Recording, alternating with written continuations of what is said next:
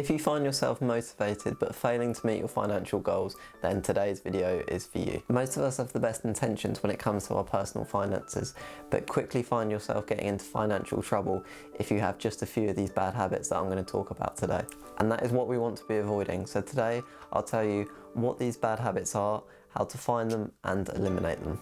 Hi guys, and welcome back to Student Money Hacks. I am Jake, and if you don't want to miss a video about improving your personal finances and becoming a better version of yourself, then please kindly press that subscribe button. Being disciplined with your spending is integral to being in a good financial position, but we often have bad habits that we don't even realise we're carrying out. In order to build good habits, we need to break the bad ones. And by its very definition, a habit is a settled or regular practice, especially one that is hard to give up, and something that we often do automatically, which is why it's so important to get our habits right. If anyone has read Atomic Habits by James Clear, the power of improvements, no matter how small, will be familiar to you, and that meaningful change doesn't always have to be radical change. It just has to be sustainable. Your habits compound for you or against you, so much so that if you were to improve 1% each day for a whole year, you'd be 37 times better at the end of the year, as opposed to a 1% decline each day, you'd arrive at almost zero. And this is such an important lesson for personal finances. So no matter how small a coffee might seem, for example, at the time of purchase, the impact on your personal finances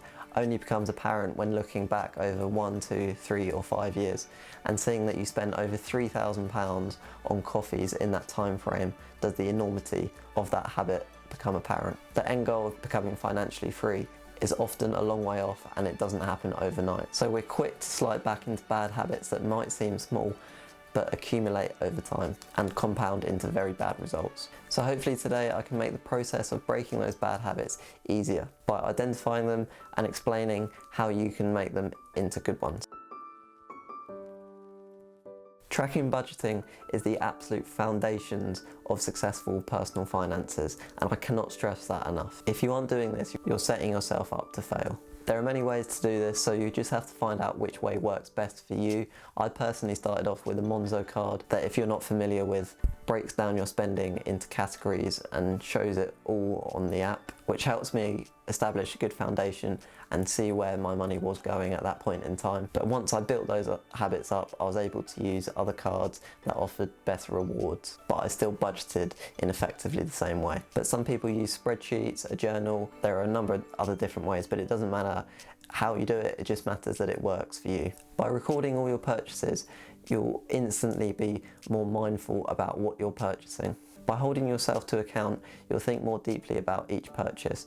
Do you really need that item, or is it just going to become a piece of junk or clutter? Secondly, you can identify problem areas. Once you can see where your money is going, it should become very apparent where the problem areas are. And thirdly, by tracking, you will be able to make a better budget. Because many people, when they first try to budget, they don't take into consideration their current spending habits, because everyone's spending needs differ, so there's no blueprint I can give you on what to spend on what items. It all comes down to the individual. So if you take into account your current spending habits, your new budget will likely be a lot more sustainable, and that is what we want. Because budgeting isn't about cutting back so much that life isn't worth living anymore. You want to enjoy things in life, and that's what budgets give you. They don't cut back on freedom, they give you the freedom. You'll notice that I mention credit in almost every single one of my videos, and that's because it is such an important tool, but it also can work against you. And like I've said before, the golden rule, underlined, bold letters, the golden rule to personal finance is to not spend money that you don't have, because you want to be saving more than you're spending, and you can't do that if you're relying on credit. Credit isn't free money.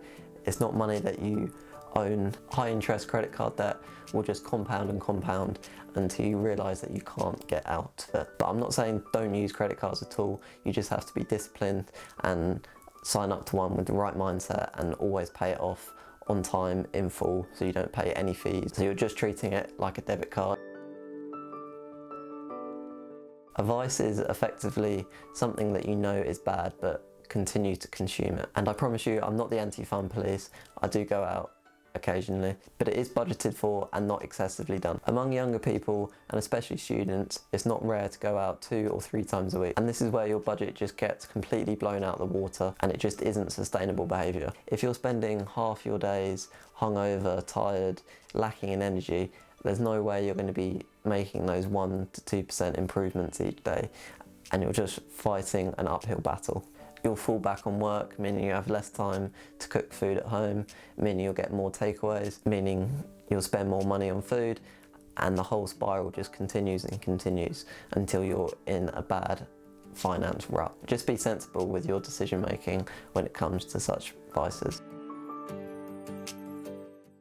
We live in a time when the go-to model for businesses is a subscription-based service where you pay automatically each month, and that automation of payment makes it so much easier to overspend and lose track of what you're actually buying, where and when. It's such a successful business model for the fact that it gets you spending more money than you normally would. So just make sure you go through your subscriptions, make sure they're actually improving your life and are worthwhile, because some people aren't even using them. So just cancel those ones out and it will save you a lot of money in the long run. So I believe those 4 bad habits are the main reasons why people aren't where they want to be with their personal finances, and are definitely areas of improvement for myself included. And I'll reiterate, no matter how small certain changes may seem at the time, it'll be worth it in the long run. So it's all your past results and delivery of your habits that have built up to the success. So no matter how small they may seem at the time, you won't see immediate changes in your personal finances,